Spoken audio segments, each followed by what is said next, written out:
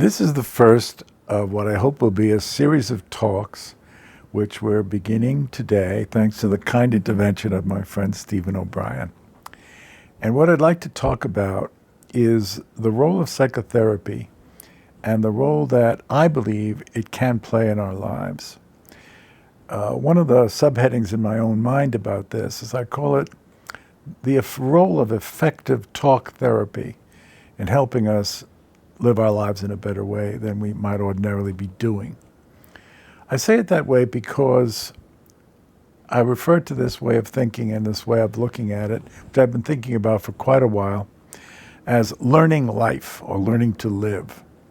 And I really think if therapy is going to be helpful and useful to us, it isn't about a series of pathologies, it isn't a series of things that we're doing wrong, but might best be looked at as a way in which we learn to live our lives, or obstacles to the way we want to live our lives and to the way we live, which have been picked up along the way and are essentially providing a kind of glitch in the way that we live. In other words, there's a way of looking at this therapy which is quite different from what prevails in popular understanding in our culture today. The one phrase you will never hear me use will be mental illness. Now, the reason that's used and has become a commonplace, one sees it on TV, it's part of the plots of various TV shows that have nothing to do with therapy. It's because way back when therapy was first imagined, it was a topic that had to justify itself, that had to explain its existence. For centuries, we humans had been living without it.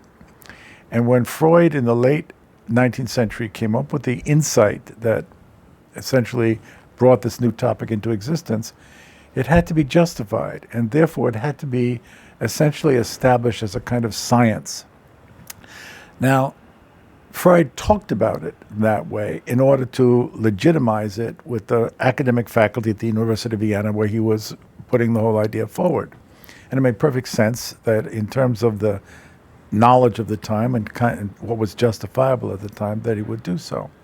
But what that led to was the fact that therapy was very quickly assimilated to the kind of science that is entirely legitimate and entirely in place when it comes to the medical profession. In other words, we discovered at that very same time, it's shocking to think of that in the 1880s and 1890s, for the first time, it was seen that things like cholera and tuberculosis and pneumonia, etc., were due to a germ, and that there was a locatable cause that could be identified by science and dealt with by science, quite legitimately now, you see. And so in order to legitimize this other science, this new aspect of it, it was assimilated to that kind of medical knowledge. And we still talk about it that way when we talk about mental illness. We still talk about it that way when we essentially want to take a pill to cure what's wrong with us and that kind of thing. And when we refer to it as mental illness, you see, it's really the kind of language that wants to put this knowledge close to the legitimate scientific basis of medical science, of what goes on with the medical profession. But it's my opinion that that essentially is misleading and essentially misses the fact that the source of the psychological problems that we deal with every day really has an alternative source. Now, my name is John Guarnaschelli. I am a practicing psychotherapist in New York City. I'm licensed, etc. Prior to that, I had a career teaching history as an historian. And people often ask me, how was it possible for me to so quickly change from being a professor of history to being essentially a practitioner of psychotherapy? And my answer to that is it wasn't that difficult. Now, it's a completely different body of knowledge, of course. But the way of learning, the essential manner of understanding that was at the center of both was not that far apart. In other words, if you think about an historical problem, something that happened in the 1st century BC or in the 10th century, or even the 19th or 20th or 21st century, essentially we cannot know everything about that event. In other words, you know that a battle took place on a certain day, But what were the weather conditions exactly? And what effect did the temperature have? And what about every little roll of the terrain? And what about the fact that the wind would have affected how the ammunition worked, et cetera, et cetera? We know essentially what happened in the battle. We have a sense of what the impact of that battle was, but we really can only know that battle and to a certain extent. We cannot absolutely, with legitimate scientific precision, know what happened at that battle. And my argument would be that if we really understand how we human beings work, it's very similar.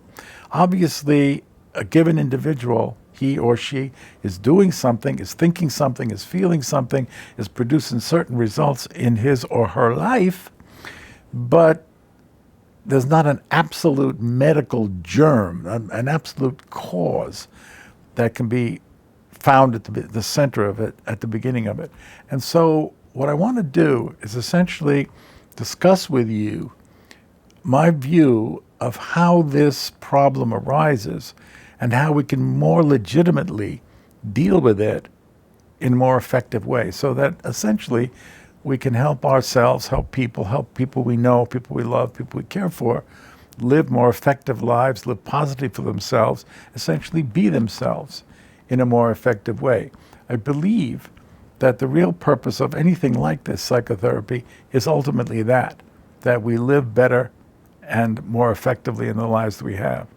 So in the subsequent conversations that we have, what I'd like to do is, one at a time, explore the various topics that would go into explaining how good therapy would essentially help us to live life.